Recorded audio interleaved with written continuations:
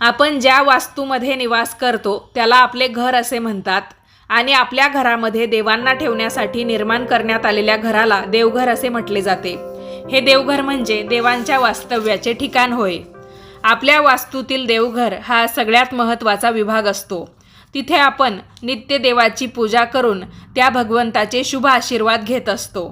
त्यामुळे आपले देवघर कसे असावे, कुठे असावे, किती व कोणते देव देवघरामध्ये ठेवावेत, त्यांची नित्य पूजा कशी करावी, या सगळ्यांच्या उत्तरासाठी आजचा व्हिडिओ मी बनवत आहे। तुम्ही सर्वांनी या व्हिडिओतली माहिती शेवटपर्यंत ऐका। चॅनलवर नवीन असाल तर दिल्लीकर मराठीला सबस्क्राईब करा आणि व्हिडिओ पाहत असताना सर्वांनी कमेंट्समध्ये लिहा हर हर महादेव। चला तर मग व्हिडिओला सुरुवात करते।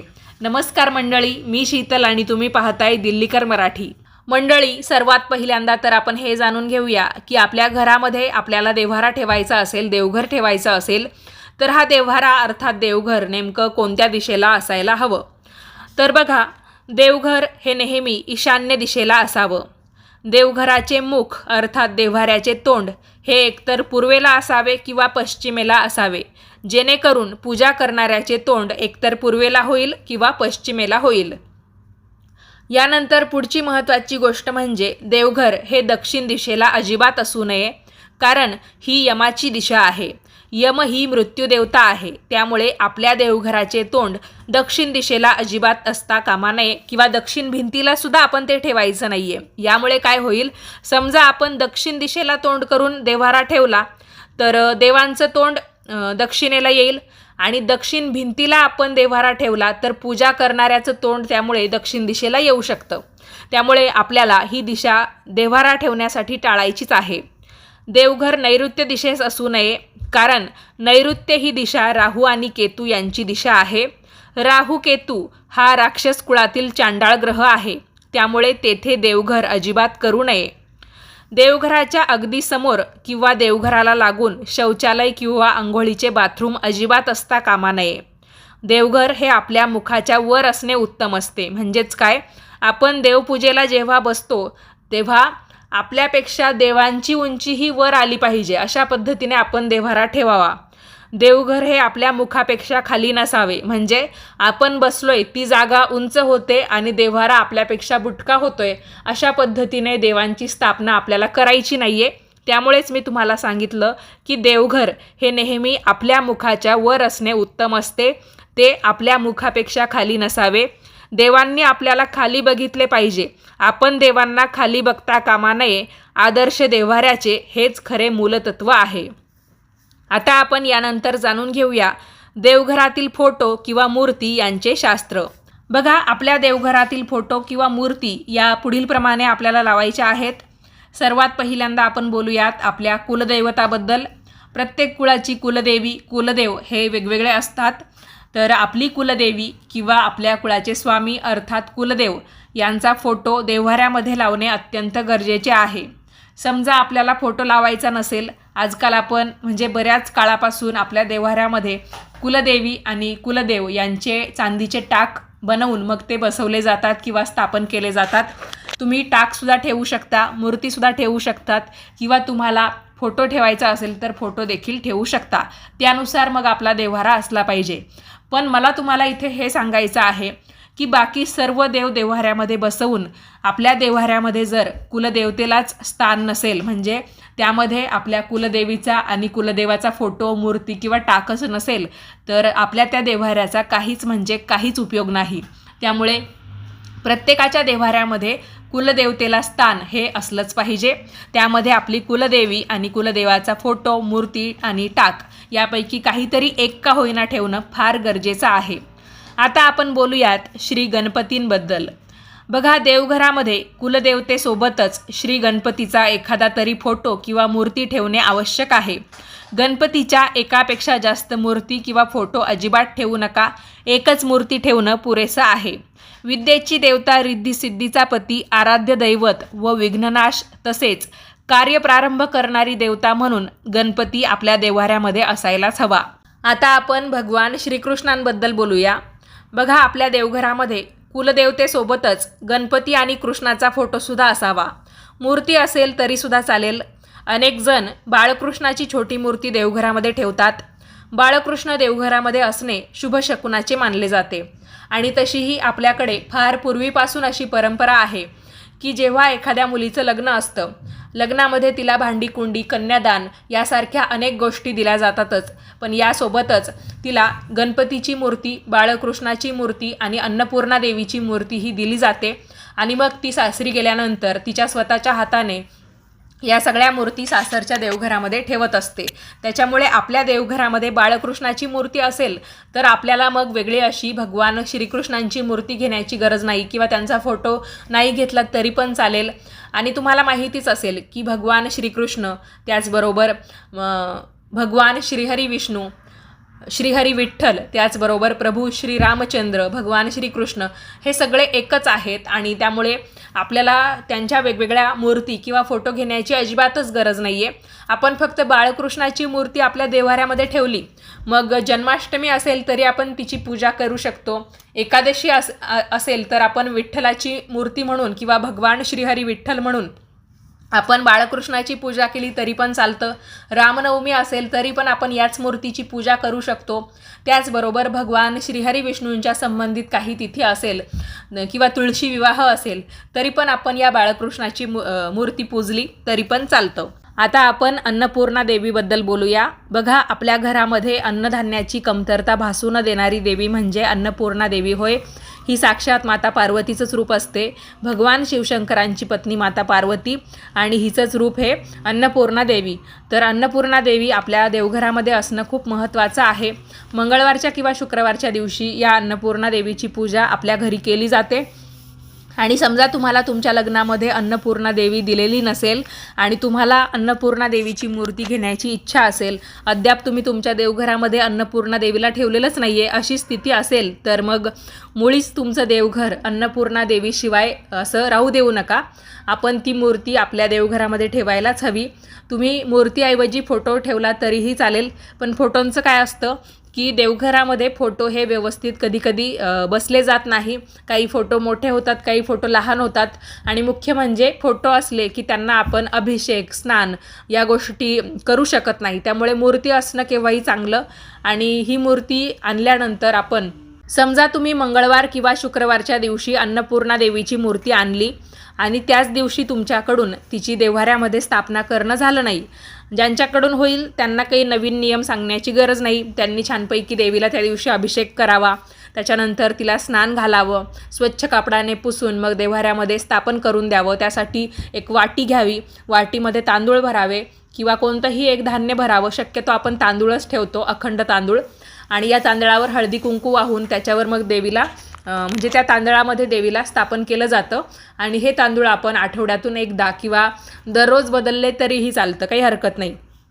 पण मग ज्यांच्याकडून म्हणजे मंगळवारी शुक्रवारी कधीतरी देवीची मूर्ती खरेदी करून झालं पण स्थापना करून झाली नाही, तर तुम्ही परत म्हणजे समजा मंगळवारी आणली, शुक्रवारची वाट पाहताय, शुक्रवारी आणली आणि त्या दिवशी स्थापना करून होत नाही आहे, आपण मंगळवारी करू म्हणून तुम्ही वाट बघताय, तर अशा वेळेस काय करायचं, तुम्ही ती मूर्ती तांदळाच्या डब्यामध्ये ठेवून द्या. आणि ज्या दिवशी म्हणजे ज्या वारी तुम्हाला स्थापना करायची आहे, तुम्ही पौर्णिमेला स्थापना केली, मग वार कोणताही असेल तरी पण काही हरकत नाही.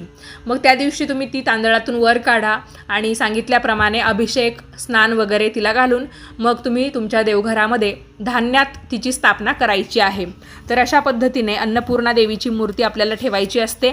आपल्या देवघरामध्ये शिवलिंग तुम्ही ठेवत असाल तर शिवलिंगाच्या जवळपास किंवा तुमच्या कुलदेवींच्या टाका शेजारी, मूर्ती शेजारी तुम्ही अन्नपूर्णा देवीला ठेवू शकता. आता आपण आराध्य दैवतांबद्दल बोलूया. देवघरामध्ये कुलदेवी, गणपती, श्रीकृष्ण, अन्नपूर्णा देवी यांच्यासोबतच आपले एखादे आराध्य दैवत, उदाहरणार्थ शंकराचा फोटो, पण मग हा फोटो त्यांच्या कुटुंबासमवेतच लागतो, एकटा फोटो आपण ठेवत नाही. त्याच्यामुळे आपण सगळ्यांवर एक पर्याय म्हणून शिवलिंग आपल्या देवघरामध्ये ठेवत असतो, ज्याला आपण शंकराची पिंड असंही म्हणतो. तर आराध्य दैवत म्हणजे उदाहरणार्थ शिवलिंग, श्री दत्त, विष्णूंचा फोटो किंवा मूर्ती आणि आपले आराध्य दैवत म्हणून आपल्याला मग त्यांची पूजा करता येते. मी तुम्हाला सांगितलं की भगवान श्रीहरी विष्णूंची सुद्धा वेगळी अशी मूर्ती ठेवण्याची आपल्याला गरज नाही आहे, कारण बाळकृष्ण आपल्या देवघरामध्ये असतातच. त्याच्यामुळे आराध्य दैवतामध्ये आपण शिवलिंग ठेवू शकतो आणि दत्ताचा फोटो ठेवू शकतो. यानंतर लक्ष्मी कुबेर यांच्याबद्दल आपण बोलूया. आपल्या देव्हाऱ्यामध्ये लक्ष्मी व धनदेवता कुबेराची तस्वीर असावीच.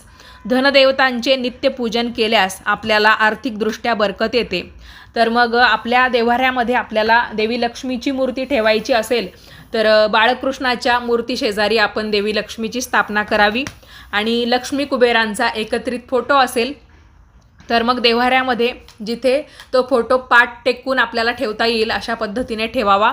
आणि मी तुम्हाला एक सांगते की तुम्हाला जर तुमच्या देव्हाऱ्यामध्ये फोटो ठेवायचे असतील तर तुम्ही ते आवर्जून एकाच अशा कारागिराकडून बनवून घ्या. म्हणजे एकसारख्या उंचीचे एकसारख्या लांबीचे तुम्हाला ते बनवून देतील आणि मग तुम्हाला तुमचा देव्हारासुद्धा तसाच बनवून घ्यावा लागेल की फोटोसुद्धा व्यवस्थितपणे आपल्याला ठेवता आले पाहिजे.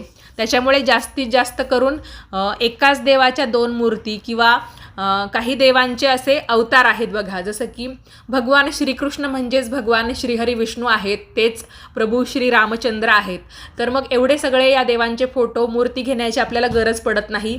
त्या सर्वांचं प्रतीक म्हणून जसे आपण बाळकृष्ण ठेवतो त्याच पद्धतीने मग त्या देवांच्या किंवा त्या देवींच्या वेगवेगळ्या अवतारांच्या ज्या मूर्ती असतात किंवा फोटो असतात त्या ठेवण्याची गरज नसते.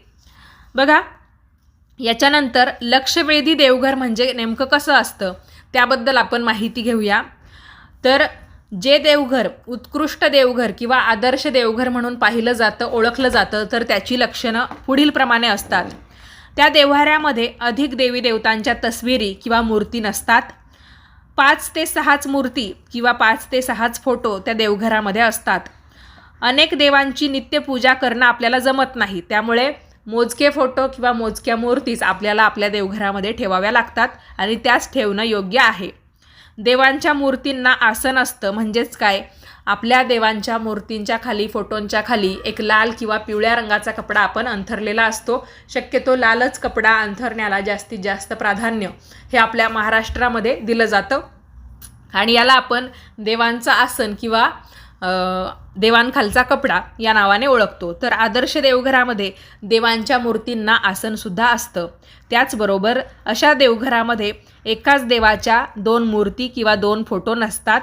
देवघरामध्ये आपल्याला मृत व्यक्तींचे फोटो ठेवायचे नाही आहे, तर त्यांचा टाक बनवून ठेवता येतो. आता आपल्या देवघरामध्ये मृत व्यक्तींचे टाक किंवा पितरांचे टाक ठेवावे की नाही याबद्दल बरेच वादविवाद आहेत. काही जण सांगतात की देव्हाऱ्यामध्ये मृत व्यक्तींचे टाक ठेवूच नयेत आणि मी तुम्हाला नेहमीच सांगत असते की मृत व्यक्तींचे टाक म्हणजे पितरांचे टाक आपण आपल्या देव्हाऱ्यामध्ये पूजू शकतो, ठेवू शकतो. फक्त आपल्याला देवांच्या रांगेत तो पितरांचा टाक ठेवायचा नसतो. जिथे देवांच्या मूर्ती किंवा फोटो आपल्याला ठेवायचे नाही आहे अशा जागी देव्हाऱ्यातच आपण या पितरांच्या टाकाला ठेवू शकतो आणि तिथे त्यांची पूजा देखील करू शकतो. आपलं देवघर जर पायऱ्यांचं असेल तर सर्वात खालची जी पायरी असते तिथे आपण पितरांचा टाक ठेवून त्यांची पूजा करू शकतो. कारण त्याच पितरांनी उत्तराधिकारामध्ये आपल्याला वेगवेगळ्या व्रतांची माहिती दिली किंवा आपल्या कुळाच्या रीतीभाती काय आहे ते शिकवलं. आपल्याला ज्या काही जमिनी मिळाल्या, जी काही संपत्ती मिळाली ती सगळी काही त्यांच्याच कृपेमुळे, त्यांच्याच आशीर्वादाने मिळालेली आहे. तर मग अशा पितरांचे टाक आपण फक्त गरजेपुरतेच बाहेर काढायचे आणि मगच त्यांची पूजा करायची, हे कुठेतरी चुकीचं आहे. आणि देवघरामध्ये पितरांचे टाक ठेवल्यामुळे कोणत्याही प्रकारचा शाप किंवा कोणत्याही प्रकारची काय म्हणतात त्याला अशुभ घटना आपल्या घरामध्ये घडत नाही. त्याच्यामुळे तुमच्या मनामध्ये असे काही विचार असतील किंवा कुठे तुम्ही ते ऐकलेलं असेल तर हे पहिल्यांदा डोक्यातून काढून टाका. आपल्या देव्हाऱ्यामध्ये आपण ज्या पद्धतीने देवी देवतांना स्थान देतो त्याच पद्धतीने पितरांनासुद्धा स्थान दिलं पाहिजे. आणि आपल्या सनातन हिंदू धर्म संस्कृतीमध्ये असंही सांगितलं जातं, एक वेळ तुम्ही देवी देवतांची पूजा नंतर केली तरी पण चालेल, पण पहिल्यांदा पूजा आपण आपल्या पितरांची केली पाहिजे. त्याच्यामुळेच असं म्हटलं जातं पितृदेवो भव मातृदेवो भव. त्याच्यामुळे आपण आपल्या देवघरामध्ये पितरांचे फोटो न ठेवता आपण त्यांचे टाक बनवून ठेवू शकतो. तर मला असं वाटतं तुम्हाला तुमच्या प्रश्नाचं उत्तर नक्की मिळून गेलं असेल. आपल्या आदर्श देव्हाऱ्यामध्ये देवांची मुख ही देवघरामध्ये समोरासमोर नसावी. एका लाईनमध्ये, एका सरळ रेषेमध्ये आपण देवी देवतांची मांडणी करू शकतो, पण देवी देवतांचे चेहरे हे एकमेकांच्या समोर येतील अशा पद्धतीने आपल्याला त्यांची मांडणी करायची नाही आहे. त्याचबरोबर देवघरातील कोणत्याही देवाच्या फोटोची काच ही फुटलेली नसावी. काही कारणांनी फुटली तर घाबरायचं काही कारण नाही. आपण असा फोटो लगेच देव्हाऱ्यातून काढून घ्यायचा आहे. नवीन काच बसवून मिळत असेल तर ठीक, नाहीतर मग तसा नवीन फोटो आणून आपण आपल्या देव्हाऱ्यामध्ये ठेवू शकतो. देवघरातील कोणतीही देवमूर्ती भग्न नसावी, कारण भग्न मूर्ती अपायकारक ठरते. तर आपल्या देव्हाऱ्यामध्ये आपल्याला या गोष्टींचं पालन करायचं आहे आणि असा देव्हारा हा आदर्श देव्हारा म्हणून ओळखला जातो. आपल्या देवघरामध्ये साधू पुरुषांच्या मूर्ती किंवा प्रतिमा अजिबात ठेवू नयेत. देव्हाऱ्यामध्ये श्री स्वामी समर्थ, गजानन महाराज, साईबाबा, नवनाथ महाराज इत्यादी दैवी सामर्थ्य असणाऱ्या साधू पुरुषांच्या तस्विरी लावू नयेत. त्यांच्या तस्विरी म्हणजेच त्यांचे फोटो देव्हाऱ्याच्या बाहेर छानपैकी आपण लावू शकतो. त्यांचे फोटो आपण देव्हाऱ्यामध्ये नाही ठेवले तरी पण चालतं. देव्हाऱ्याच्या बाहेर या देवी देवतांचे फोटो लावण्यासाठी आपण जागा करून घ्यावी आणि एका सरळ रेषेमध्ये आपण त्यांचे फोटो मग लावू शकतो. आता गुरूंच्या फोटोबाबत आपण बोलूयात. बघा, आपल्या प्रत्येकाचे कुणी ना कुणी गुरु असतात. काही जणांचे गुरु हे प्रत्यक्षात हयात असतील, काहींचे नसतील आणि वेगवेगळी नावं प्रत्येकाच्या गुरूंची असू शकतात. उदाहरणार्थ कलावती आई, श्री श्री रविशंकर, साईबाबा, कैलासवासी वामनराव पै, निर्मला देवी, अनिरुद्ध बापू किंवा यांच्या व्यतिरिक्त अजून तुमचे जे गुरु असतील ते. तर आपल्याला गुरुस्थानी असणाऱ्या व्यक्तींच्या तस्विरी या देव्हाऱ्याच्या बाहेर योग्य ठिकाणी आपण लावू शकतो. आणि सर्वसाधारणपणे देवघराची रचना म्हणजे देवघरामध्ये आपण मूर्ती ठेवू शकतो, फोटो ठेवू शकतो, त्याचबरोबर टाक ठेवू शकतो. पण उगाचच आपल्या देव्हाऱ्यामध्ये आपल्याला जास्त गर्दी करायची नाही आहे, नाहीतर एकाचीही व्यवस्थितपणे नित्यसेवा आपण करू शकणार नाही. देवघरामध्ये यंत्रे ठेवावीत का हा प्रश्न बऱ्याच वेळा केला जातो आणि कोणती यंत्रे ठेवणं योग्य आहे. देवघरामध्ये नवग्रहांपैकी उदाहरणार्थ राहू, केतू, शनी, मंगळ या ग्रहांची यंत्रे देवघराच्या बाहेर फळी ठेवून त्यावर ठेवावीत, कारण हे पापग्रह आहेत. आरोग्य यंत्र, कार्यसिद्धी यंत्र, व्यापारवृद्धी यंत्र ही अन्य सर्वसाधारण यंत्रे देव्हाऱ्याच्या बाहेर ठेवावीत, देव्हाऱ्यामध्ये ती ठेवू नयेत. गणेश यंत्र, सरस्वती यंत्र, महालक्ष्मी यंत्र, कुबेर यंत्र, श्रीयंत्र अशी विविध देवी देवतांची यंत्रे देव्हाऱ्यामध्ये ठेवली तरी पण चालतील, पण ही यंत्रे ठेवताना ती सिद्ध केलेली असावीत. वशीकरण यंत्र यासारखी यंत्रे देव्हाऱ्याच्या आसपास सुद्धा ठेवू नयेत. ही यंत्रे देव्हाऱ्यापासून नेहमी लांबच ठेवावीत. तसेच रामरक्षा यंत्र, हनुमान यंत्र, बाधानाशक यंत्र ही देव्हाऱ्यात किंवा देवाजवळ ठेवली तरी पण चालतील. तसेच वास्तुदेवता यंत्र, वास्तुशांती यंत्र ही देव्हाऱ्यामध्ये ठेवली तरी पण चालणार आहेत.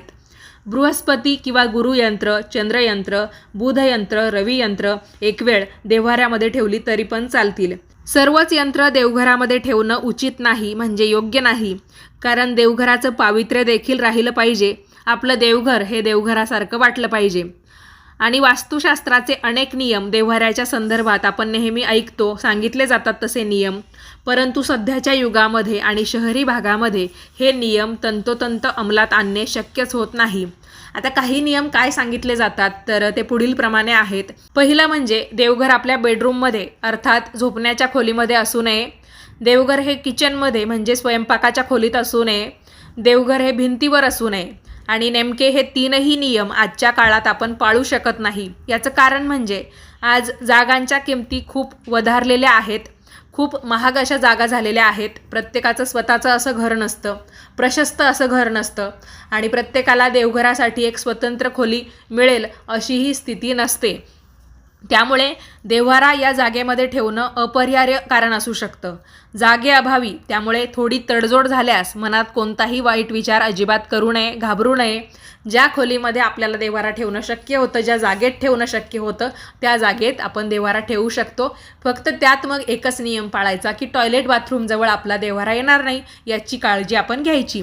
बाकी बेडरूममध्ये आला तरी पण चालेल, किचनमध्ये आला तरीही चालेल किंवा भिंतीवर देवघर लावावं लागलं तरी पण चालणार आहे. आता जागा जर कमी पडत असेल तर नक्कीच आपण थोडीफार तडजोड ही करू शकतो. आता देवघराचं व्यवस्थापन आपण कसं करावं याबद्दल मी माहिती तुम्हाला सांगते. देवघर नेहमी साफ आणि स्वच्छ ठेवावे. रोज देवघरातील निर्माल्य काढून टाकावे. देवाला नेहमी तुपाचा दिवा लावावा. देवाला नेहमी 2 उदबत्त्या दाखवाव्यात. एक उदबत्ती कधीच दाखवू नये, कारण एक उदबत्ती माणूस गेल्यावर लावतात. उदबत्तीची किंवा धुपाची राख आपल्या देवघराच्या आत पडणार नाही याची काळजी घ्यावी. देवाला गुलमोहर, तगर अशी फुले वाहू नयेत. याऐवजी जास्वंद, चाफा, गोंडा, अस्तर, गुलाब, कमळ, बेल, दुर्वा, तुळस ही फुले वाहू शकतो. रोज देवाला पंचोपचार करावेत. पंचोपचार म्हणजे हळदी, कुंकू, दीप, अगरबत्ती, पुष्प आणि नैवेद्य दाखवावा. देवाला लागणाऱ्या वस्तू उदाहरणार्थ हळदी, कुंकू, धूप, वाती, अत्तर, कापूर इत्यादी देवघराच्या बाजूच्या छोट्या कपाटातच ठेवाव्यात म्हणजे चटकन मिळतील. देवघराच्या जवळ खडीसाखरेची डबी नेहमी ठेवावी म्हणजे कधीही नैवेद्य म्हणून ती ताटामध्ये ठेवता येते. देवाला लावण्यात येणारी वात ही पूर्व दिशेस असावी, दक्षिणेकडे लावू नये. दररोज देवाचे नामस्मरण करावे. रोज सकाळी आणि दिवे लागणीच्या वेळी देवाला नमस्कार करावा. देवघरामध्ये एक नाममंत्रांची रेकॉर्ड लावावी. हल्ली आपल्याला हवे असलेले सारे मंत्र हे या रेकॉर्डमध्ये भरून मिळतात. हे मंत्र दिवसभर चालू ठेवावेत. उदाहरणार्थ आपल्या कुलदेवतेचा मंत्र जो असेल तो. त्याचबरोबर आपण ओम गंग गणपतये नमहा या गणेश मंत्राची रेकॉर्ड लावू शकतो. गुरुदेव दत्त हा पितृदोष निवारक मंत्र म्हणून ओळखला जातो, तर याची देखील लावू शकतो. ओम हम हनुमतये नमहा हा देखील मंत्र बाधानाशक मारुती मंत्र म्हणून ओळखला जातो. तुम्ही याची रेकॉर्ड करून आणली तरी पण चालेल. श्रीराम जय राम जय जय राम हा संरक्षक राममंत्र म्हणून ओळखला जातो. तर यापैकी आपल्या कुलदेवीच्या मंत्रासोबतच किंवा कुलदेवतेच्या मंत्रासोबतच आपल्याला आवडणारा मंत्र या रेकॉर्डमध्ये भरून दररोज आपण ऐकावा. नाममंत्र रेकॉर्डचं काय महत्त्व असतं बघा. अशा पद्धतीने आपण मंत्रांची एक रेकॉर्डिंग लावली तर आपल्या घरातील बाधा जाते. आपल्या घरामध्ये सकारात्मक ऊर्जा निर्माण होते. घरात विशुद्ध लहरींचा संचार होतो. घरात सात्विक वातावरण निर्माण होते. आपले मन प्रसन्न तसेच खंबीर बनते. देवघरामध्ये कोणकोणत्या वस्तू ठेवाल? एक म्हणजे आपल्या कुलदेवतेचा नारळ आपल्या देवघरामध्ये नेहमीच असायला हवा. देवघरामध्ये आपल्याला फारच जास्त वस्तूंची किंवा फारच जास्त मूर्तींची, यंत्रांची गर्दी करायची नाही आहे. पण त्यामध्येच आवश्यक असणारी सगळ्यात महत्त्वाची गोष्ट म्हणजे कुलदेवतेला समर्पित असलेला नारळ आणि त्याखाली असणारा कलश, तो आपण आपल्या देवघरामध्ये अवश्य ठेवावा. त्यासाठी मंगळवारचा किंवा शुक्रवारचा किंवा पौर्णिमेचा दिवस आपण निवडू शकतो ठेवण्यासाठी म्हणून. म्हणजे त्या दिवशी आपल्याला कुलदेवतेच्या या मंगल कलशाची स्थापना करता येते.